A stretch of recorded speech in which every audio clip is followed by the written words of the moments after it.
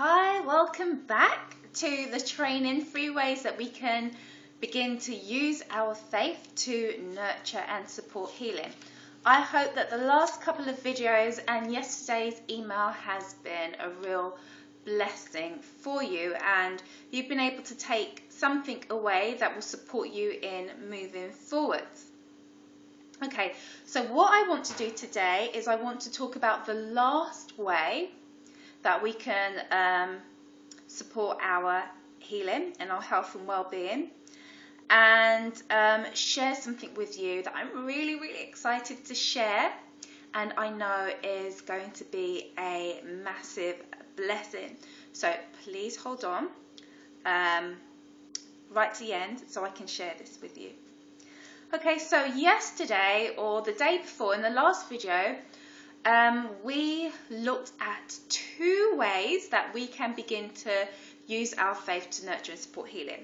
The first way was by intentional use of our thoughts and words. You know, taking captive of our thoughts in particular, so that they're not kind of like wandering all over the place and getting us into trouble, and also being mindful about the words that we use, so that our thoughts and our words, we're constantly checking and seeing that they're in agreement with what we are wanting them to produce, in agreement with God's words, and in relation to this, in agreement to God's promise of life and healing.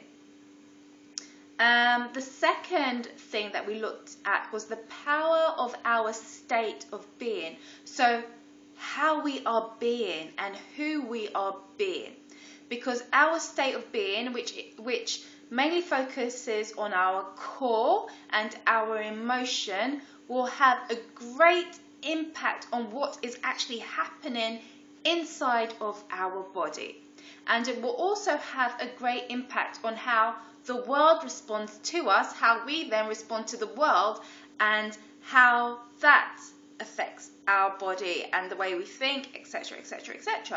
So those were the 2 things that we explored in the last video. So today what I want to talk about is something which I think is really important, which is the power of intention. The power of intention, okay? So intention, what is it first of all? Well, so if we were to go to the dictionary and look at what intention means, it basically means aim, purpose, plan, thought, like stretching from point A to point B, as in goal, the goal of where we want to end up. So this is where we are at point A, and this is where we want to be. And the word intention comes from the word intend, to intend, which means to basically direct our attention to something. Now, before I elaborate on that a little bit, I just want to bring our attention to, so that's my intention. My intention is to bring our attention to Jeremiah 29:11, where God says, "For I know the thoughts I have towards you." Okay? Thoughts that I think towards you. When we look at the Hebrew word for that, it is basically intention. So God is saying, I know the plan I have for you. I know the purpose I have for you. I know the goal I have for you. I know the aim that I have for you. I know my intention towards you. So basically he knows this is where you are right now, and this is where he wills for you to be. So the end result. And the amazing thing about God is that he is outside of time and space. So he sees us beginning, present and end. He sees the whole thing. So when we're thinking about, especially in Revelation, it says that, it says something along the lines like the spirit of Yeshua, or the word of Yeshua is prophecy, something along those lines. anyway. And the whole idea is this, that because God exists outside of time and space, he can speak a word and he knows that it's going to come to pass. We don't know. So in essence, that word is prophetic, but it has already come to pass in the spiritual realm, because the spiritual realm is outside of time and space. So God can say that you are healed. And even though you are not healed right now where we are in this present moment, his intention means that that is his goal for us. He will walk with us and work with us from point A to point B to get to us to that end goal that he has put down, because that's his purpose and plan for us. So just to come back from this to this word intend. So as I said, intend basically means to direct the attention, our attention to something in particular. So in the last video I spoke about thoughts, and our thoughts can be, we can think about anything. Our thoughts can be things in the past, they can be things in the present, they can be things in the future. So our thoughts can be a mixture of so many different things, but intention is very different. Intention is a specific type of thinking, a specific type of thought where our attention is directed towards something in the future.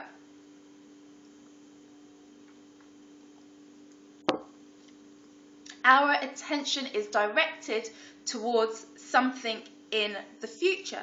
So we are intending for something to happen, and there is in that intention there is thought that goes into that.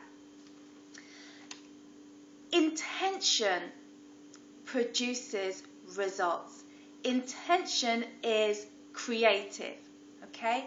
Intention is something that takes us from point A to point B, because it's focused on a particular desire, a particular plan, outcome and goal. So I just want to share a couple of things from Genesis.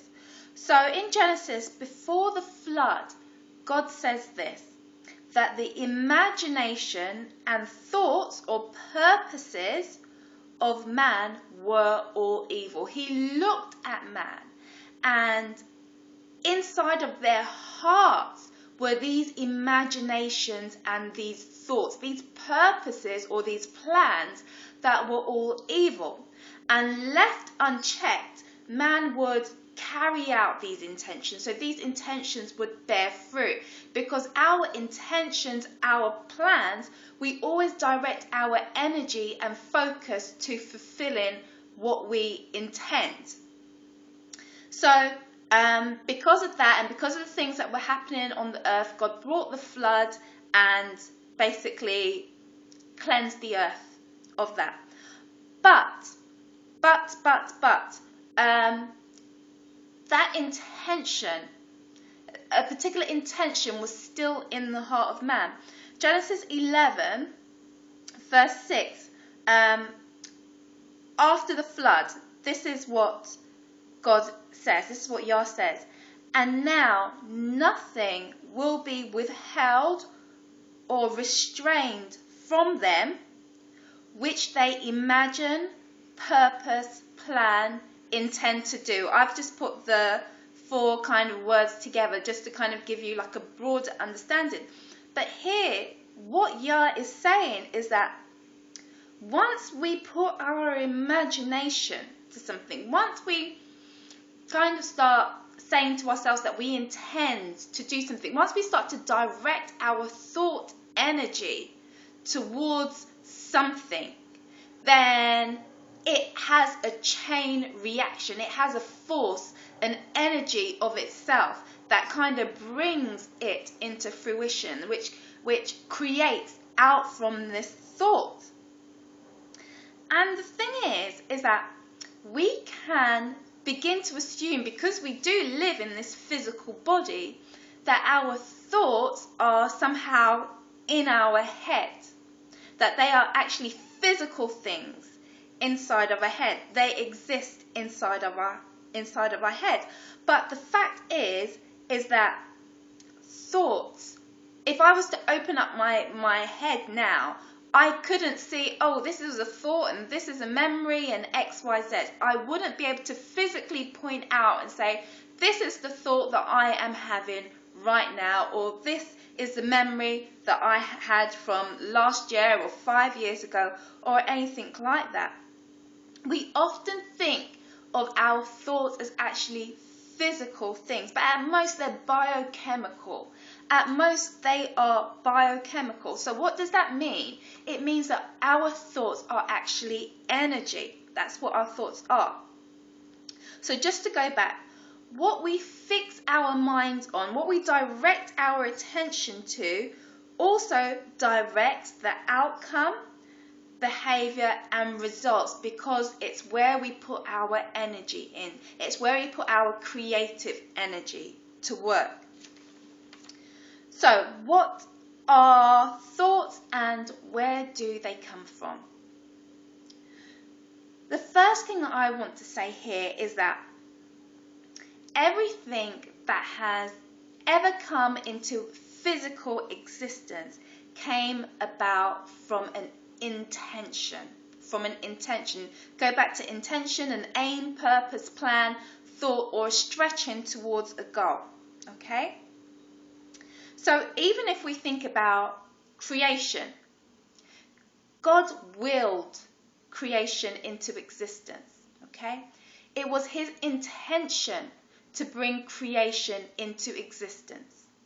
So from something invisible, physical reality was created. Likewise, look around the room that you're in. Look around this room that you're in. The chair that I'm sitting on came about from somebody's intention. Somebody had a thought, a particular thought to achieve an end goal. They had a purpose, a plan, an aim, an intention. And that intention basically brought about this chair, brought this chair into existence. And we can say that actually even inanimate objects, because God created man and God created materials and chemicals and all the kind of things that we get in physics and chemistry and all of that stuff, that in a sense God himself has created this chair. God himself has created everything around. Everything came out from him. Okay? Even if it was the fact that I created, designed and manufactured this chair, where did I get the thought from? Where did I get this kind of, spark that says, oh, wouldn't it be a great idea if I made X, Y, Z? Okay, where does that come from? So, our thoughts and intention are energy.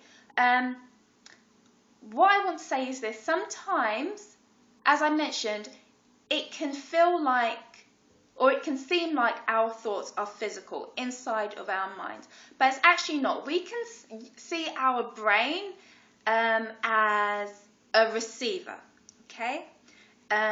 It receives information from all around us, and our mind receives invisible information all around us.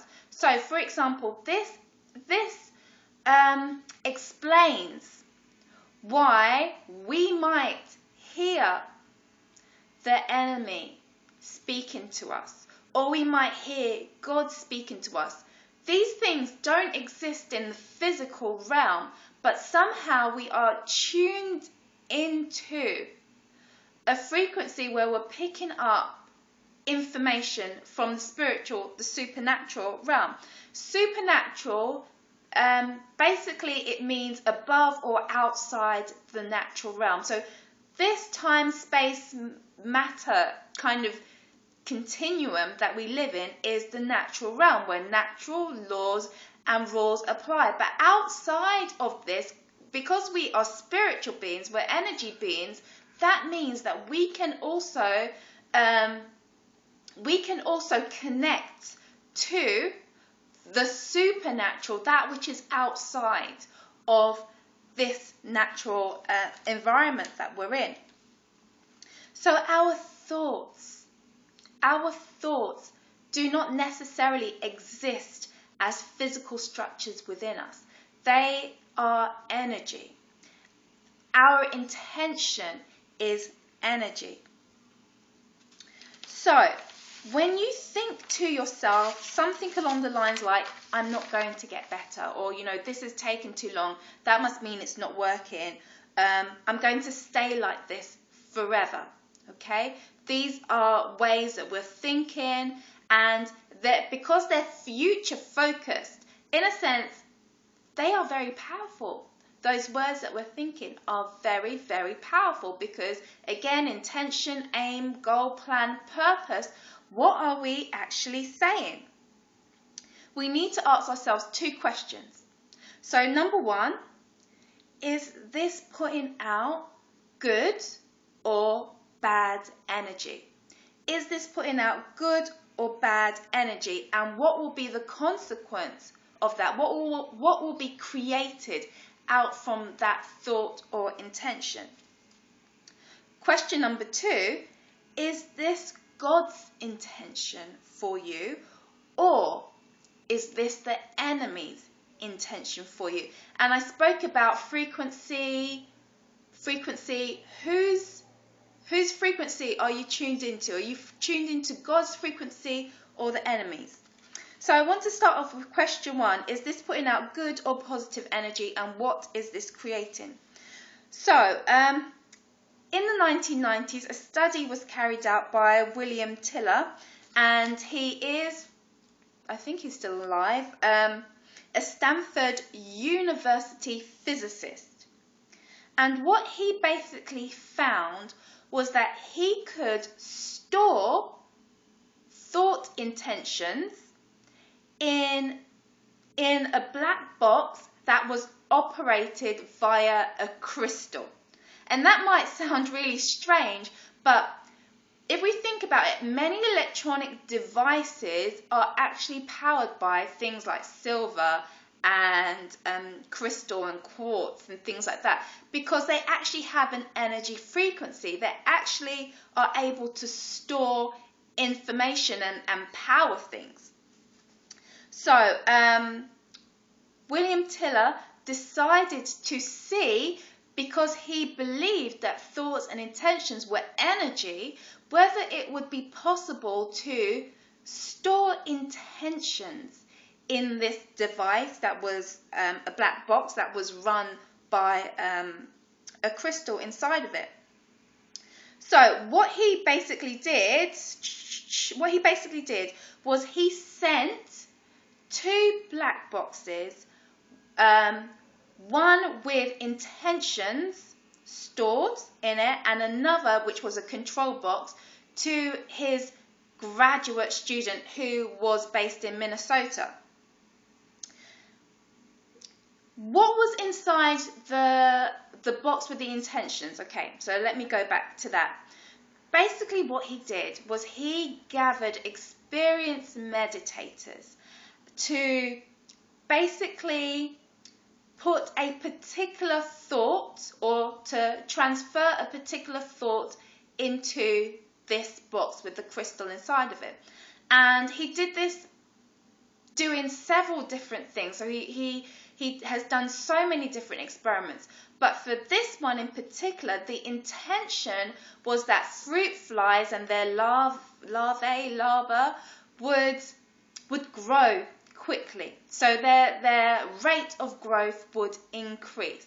So after they had put that intention into this box, the 2 boxes were then transported to his graduate student in Minnesota.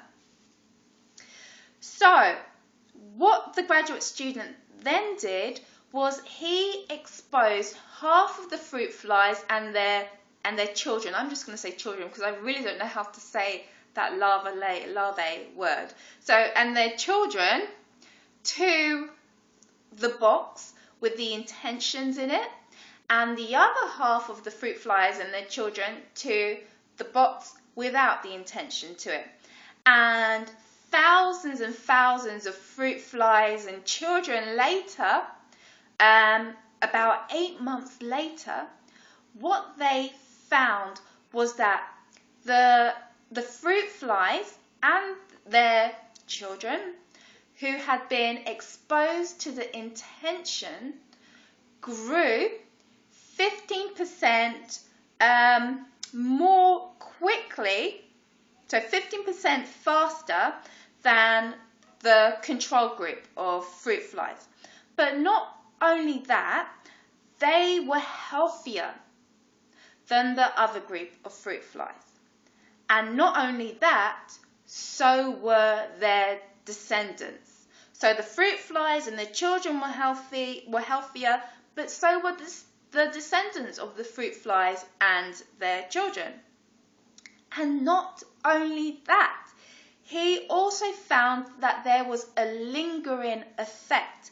In other words, the more this test was carried out, the better and stronger the results became, until they found that even without the presence of the black box, that the intention somehow remained in the atmosphere, in the room, so that even a year later, they were still producing similar results to the initial experiment. So, what can we take from that?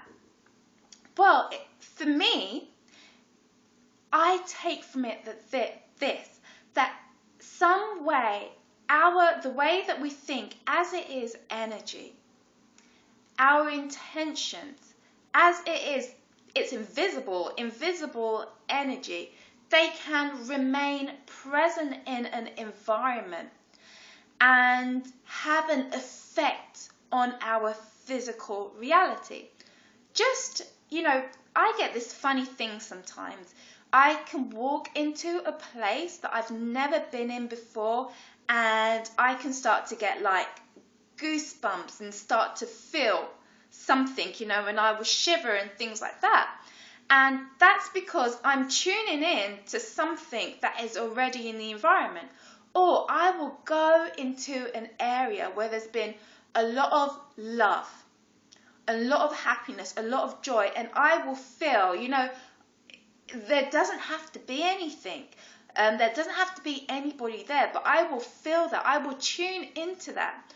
Or I can go to a place, a church, a place where there's been prayer and meditation, and really feel like I've entered into a sacred place because of the prayers that have gone up into that place, the thoughts and the intention. They stick in the atmosphere and they affect us. We can pick those things up because we are spiritual beings. We are energetic beings. So, if our thoughts are energy, spiritual matter, then this means it is more than possible that they can also impact physical matter for good or for bad. So the spiritual reality affects the physical reality. God created physical reality out of spiritual reality. So this brings me back to question 2. Is this God's intention or the enemy's intention? So Jeremiah 29 verse 11 clearly tells us what God's intention to us is. Just to read it out. For I know the thoughts, plans, intentions I think toward you, says Yah. Thoughts of shalom, peace, wholeness, security, well-being, completion, nothing broken, nothing missing, and not of evil, pain, misery, and unhappiness, to give you a future filled with hope, or a hope and a future and a hope, or an expected end, whichever Bible translation you are reading. So that is God's intention to us. Also, John 10:10 tells us that Yeshua came that we would have life, and life to the fullest. The Bible teaches us that Yeshua is the manifest expression, the manifested expression of Yah. So Yeshua's intention is Yah, God's intention, the Lord's intention towards us. John 10:10 also tells us that the intention of the enemy towards us is not for good. It is for evil, because he comes to kill, steal, and destroy. So when we have an intention, when we're thinking and we're using our words and our thoughts in a prophetic way into the future, we need to ask ourselves, whose intention are we lining up with? Are we lining up with God's intention for us, or are we lining up with the enemy's? Which frequency are we tuned into? What would happen, for example, if we were to agree and continue to agree with the enemy's transmission that he is sending out to us, that you're not going to get better, that you might as well give up hope, that you don't have a future, that God doesn't want to give you an expected end, and you may as well just accept the fact that you're going to be unhappy forever and miserable forever and sad forever and XYZ. What kind of energy is that putting out there, and how is that affecting us inside of our body? Think back to the fruit flies again. David said this in one of the Psalms, "I will not die, but live and declare the works of Yah." I will not die, but I will live and declare the works of Yah. That is a really powerful statement of intention. My intention is to live and declare the works of Yah. I intend to have a miracle. I intend to have a testimony. So, the question that I'm going to ask you, is your intention to remain the same? Is that your best? Is that the best thought that you're having, to remain the same, to accept where you are and remain the same? Is your intention to survive? The best of days, there's nothing wrong with having an intention to survive. Some days, I'm like, I just need to get through this day. I just need to get through this day. But even then, survival is a great intention to have, because survival means that you will fight. You will fight for your life, fight to live. Is your intention to heal? Is your intention to flourish? Is your intention to live? What is your intention? You will know your intention by what you're thinking, what you're saying. And then you need to ask yourself, who am I tuning into here? Whose frequency am I on? Which transmission am I receiving? Because believe me, those thoughts are coming from somewhere, and you are tuning into something. So to choose to live is to choose to fight, because the enemy is warring against us. This is what the Bible teaches us. Once we begin to go, what's the point? We are already putting ourselves on a back foot. In the email I sent out to you yesterday, one thing I didn't mention about the Israelites, and I have an apostle brother, and he mentioned this to me. I was like, whoa, that's quite deep. When the Israelites were in the wilderness, they fought two kings. So even in the wilderness, they had to fight to survive. When they entered into the promised land, they fought like 30 kings. So when we're kind of like, oh gosh, this is just too hard, we need to understand that this is a battle. It's a fight, which means that no, it's not going to be easy. It's definitely not going to be easy. But God has given us armor to equip ourselves with to fight. And as Paul says, that at the end of the day that we stand. That the enemy falls around us, like in Psalm 91, 1,000 will fall by your right side, 10,000 by, along those lines. But none of those will come near us. We need to be in that place, in our mind and in our heart, where we know that if we want to move into that promised land, we have to be prepared to fight for what we intend. And I think that's why some people, they do kind of retract and they say, I can't do this, because of the fight. The thought of the fight is just too much, just too overwhelming. And the enemy will use that. He will use that. He will start sowing those thoughts. This is just too much. This is just too hard. Just too difficult. You're doing this all by yourself. I mean, how do you know? How do you know? How do you know? Like he said to Eve, how do you know? How do you know? How do you know? Did God really say this? Did God really say that? Always planting things that will take us off the path that God wants for us, which is to really bless us and to give us a future and a hope. So to choose to live is to choose to fight, to keep on holding on, to keep on holding on, rising up and believing that God's word for us is good. That takes so much strength and courage. It takes so much strength and courage.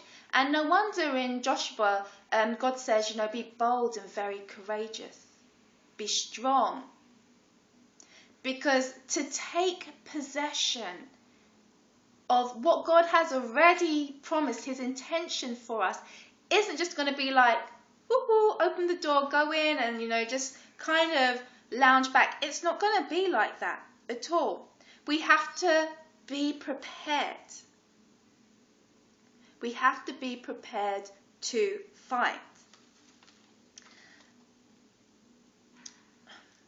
So it takes courage. And what I love about this word courage was that courage basically means heart.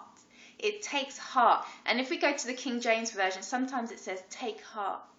Take heart. And basically it means, have courage. Let courage seep into your heart. Take a hold of your heart. Let your heart be strengthened. That's what it means, Think about people that used to go out and people that still go out into war now. Gosh, they need courage. They need courage. We need courage as well. To live the life that God wants us to live, we need courage. Okay, so that's why so many of us struggle, because we decide that we want to get better, we want to heal, we want to live, we want to flourish, and then we start trying to work on our behaviors. We start trying to change things in the physical, and then realize that it's harder than it seems.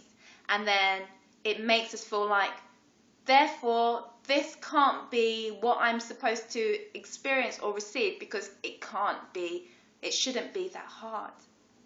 But all that has changed is that we're doing stuff in the physical, but are we prepared here and here for what is ahead?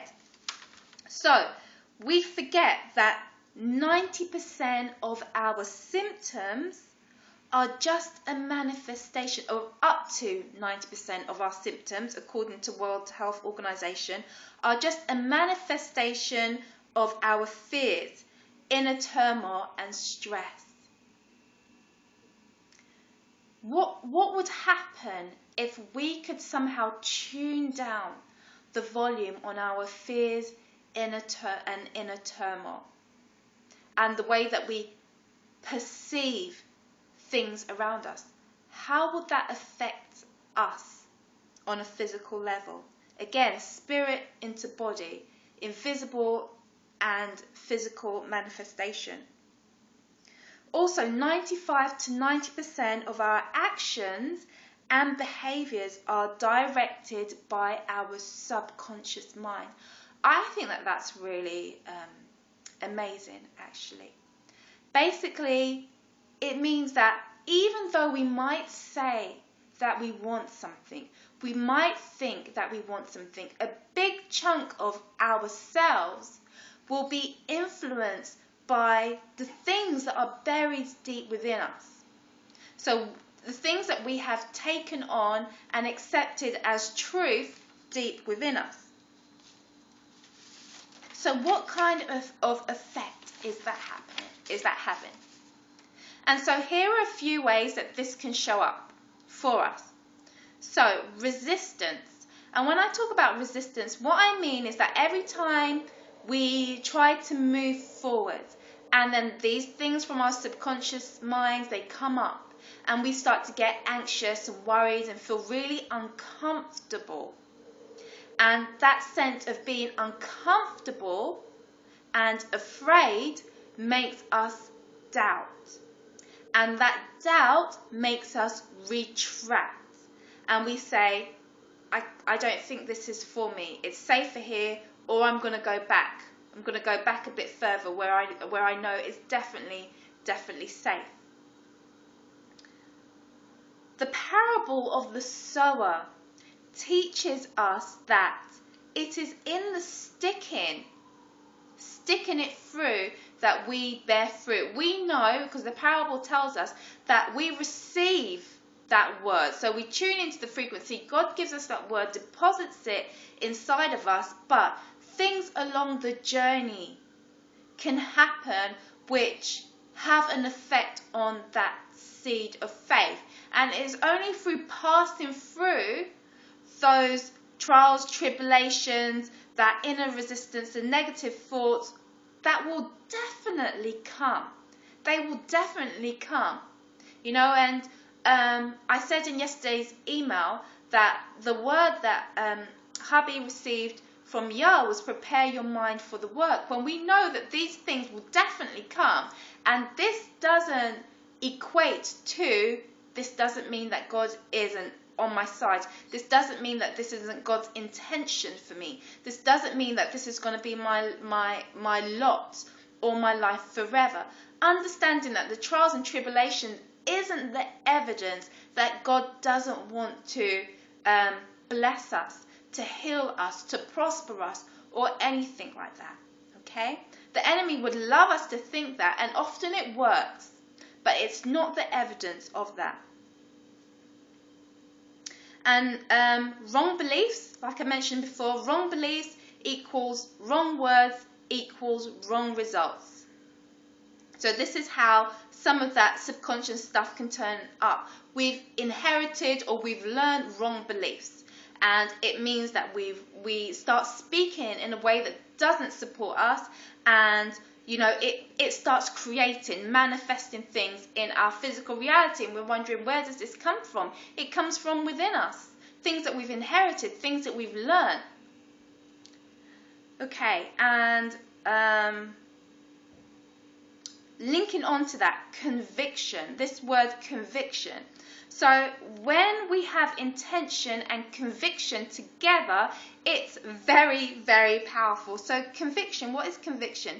Conviction is about belief and confidence based on an internal judgment that we have made. So something that we have decided on ourselves. So we are convinced of something. Conviction means to be convinced of something, so that there remains no shadow of a doubt for us.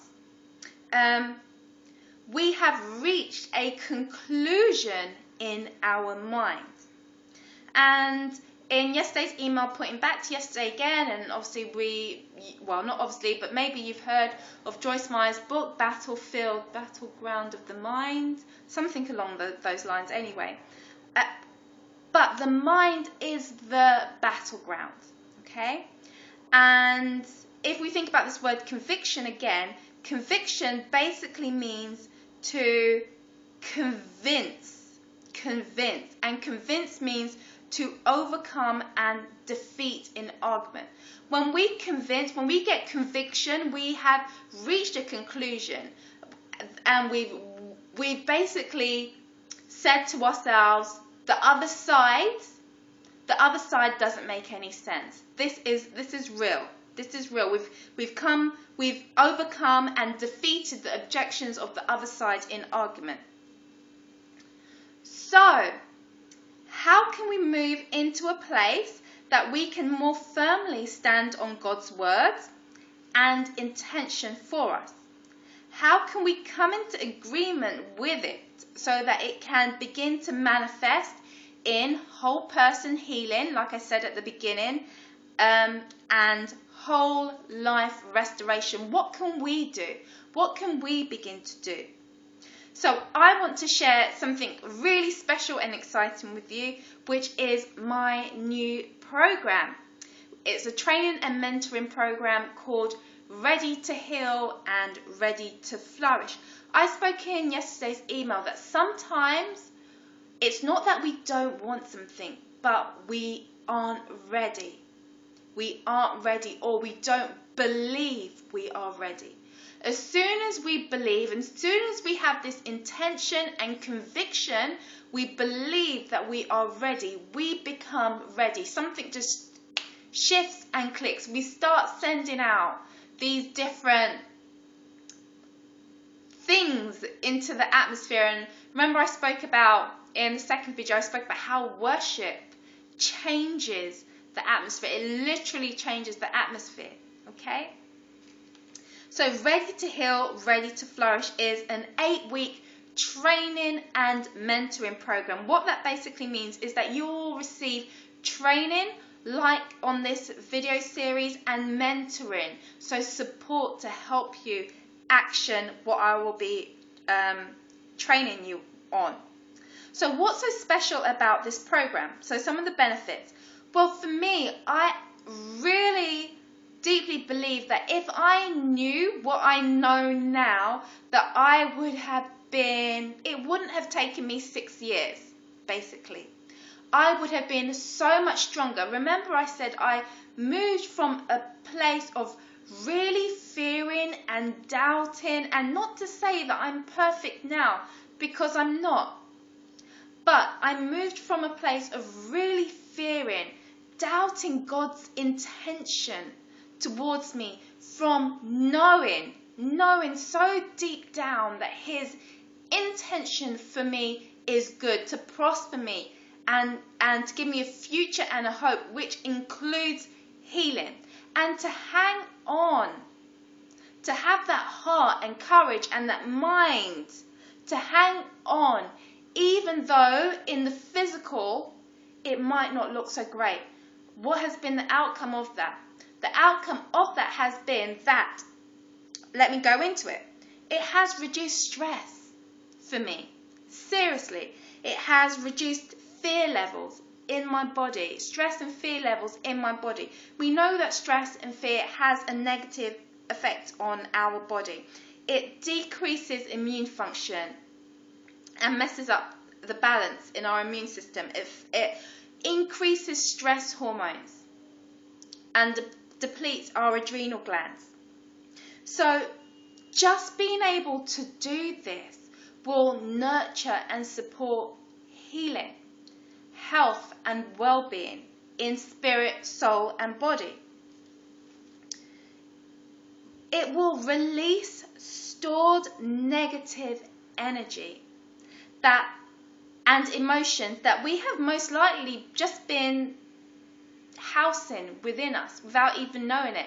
And things around us that happen will trigger it off, and we begin to experience those things as felt sensations in our body, which kind of make us move back and say, this is too difficult. So we're going to release those stored negative energies and the powerful emotions, powerful negative emotions that have been keeping you stuck.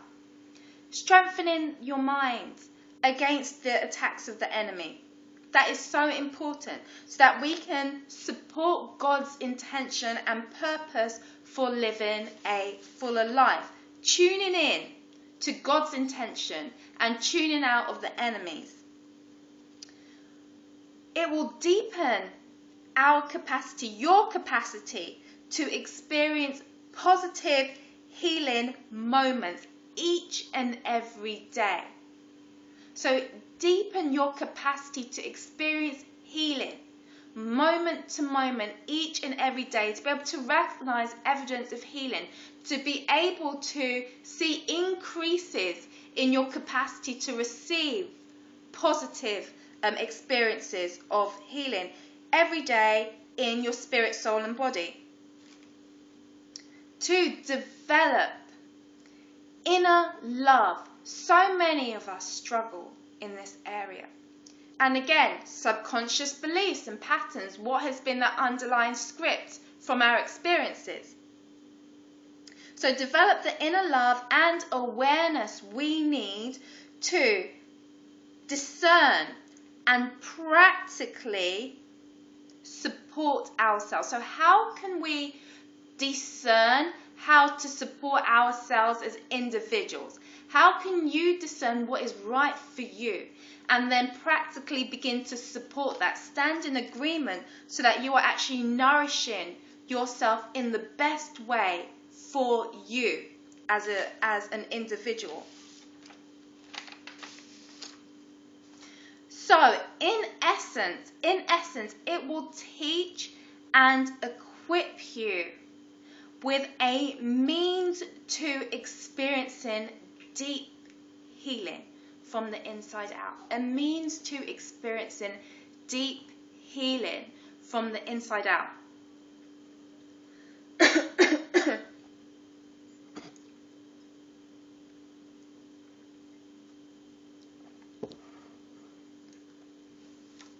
Why is this important? Well, I think that I know for me it was true, and for people that I do work with and talk to, that a lot of us think that health, or the healthier we are, the happier we become. Okay? So that means that what we are doing is we focus on the things which we believe will bring us health. And they tend to be things that are outside of us, like the 7 pillars of health. Okay? We focus on changing those things because we believe that once we're healthy, we'll be happy. But actually, research shows the opposite. That the healthiest people are the happiest people, or the happiest people are the healthiest people. So people who are most happy are the people who are also the most healthiest. So in other words, our internal landscape, our internal state of being, our heart, our mind, it's these things that support and nourish health, well-being, flourishing, prospering, potential, growth, whatever it is that we want to call it. It's us. It all starts inside of us. So, what will you receive on this during this program? Okay, so it's 8 weeks, like I said, with an extra week for pre-work. So you will receive 8 training audios or videos similar to what we've been doing, and worksheets to go with it, which is valued at £400. 8 Q&A and mentoring support sessions with me, valued at £400. 8 weeks of healing practices. So 8 weeks of different healing exercises and practices to bring your spirit, soul and body in alignment with God's intention for you. And as a gift, what I'm going to do is I'm going to give you one of those for free. And I'm going to explain how you can do that at the end of this. So how you can receive that at the end of this. So please listen to the end. So that's £400 as well. And all of that is a grand total value of £1,200. Okay? Plus, actually, no, I'm not going to share the plus right now. What I'm going to do is I'm going to tell you this, that is £1,200. But because it's a beta program, I'm going to add in some extra things, but I'm also going to bring that price right down because I really, really, really want to bless you. Okay? So, some of the bonuses. So, I'm going to throw in 8 keys to creating a personalized healing diet that revolves around you. This is so important for 2 reasons. Number 1, it takes energy to heal. Think about it. It takes energy to fight. It takes energy to heal. You need to be able to support your body. Number 2, we're all different. Things that work for me won't necessarily work for you.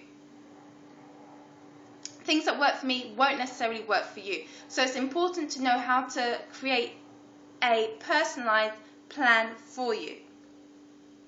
Number 2, we're going to be working alongside a nutritional therapist, integrative health and life coach, Patty O'Leary, and she's going to be coming on board and gifting you with a free mini course that will help you nurture body and soul.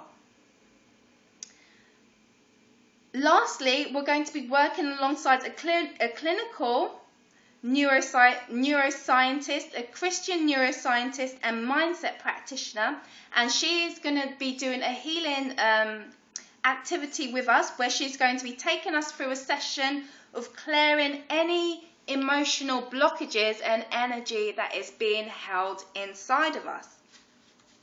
So all of the bonuses plus everything else that I mentioned comes up to a total of £1,410. But for you, I am bringing this right down to £300, which is amazing. So £300, one payment of £300 gets you into this program. However, if you need payment plan, if you need different ways to pay, that's fine. Payment plans are available too. Just contact me and we will arrange something that works for you because I don't want anybody who needs this to miss out. But something I want you to know, I am limiting the number of places because I want to keep it small and effective. And 2 people have already told me that they, are interested in the program. So if you are interested in the program, don't delay. Contact me straight away. So the program, I'm looking to start this program ASAP, not probably the end of next week or early the week after. And that means the deadline for receiving payments, I'm setting that to the 22nd of June, which is next Wednesday. Okay? So what I'm going to do is this. I'm going to open up Monday all day for discovery calls. If you need to speak to me about anything about this program, then book a discovery call with me and do that. Or if you feel and know that this is for you and you just want to secure your place before they go, that's fine. Do that. You can do that via my website. All you need to do is go to faithhealthpotential.com/ready-to-heal. Okay, it will take you to the page where you can register and sign up. So who is this for? Well, I'm going to say this to you. If you have been convicted, if something here has touched you, then there is something inside of you that is tuning into this and is saying that there is a word for me there. There is something there that I can hold on to. So if you are ready to stand in agreement with that which is being stirred within you, with God's word to take you, your health and your life to the next level, then this is the program for you. So again, secure your place by going to faithhealthpotential.com/ready-to-heal, or you can email me via my website or reply to book a slot for a discovery call for me and reserve your place when we come up with a plan for payment options. Okay, I did mention a bonus gift for listening up until now. Okay, so all you have to do is reply and say that you want your bonus gift, and I will send it via email to you. Okay, that's it. Thank you for listening up until this point. I really do hope that you have been blessed and encouraged to go further and higher in your healing journey and your life. And I'm looking forward to hearing back from you. Take care, shalom, blessings and love.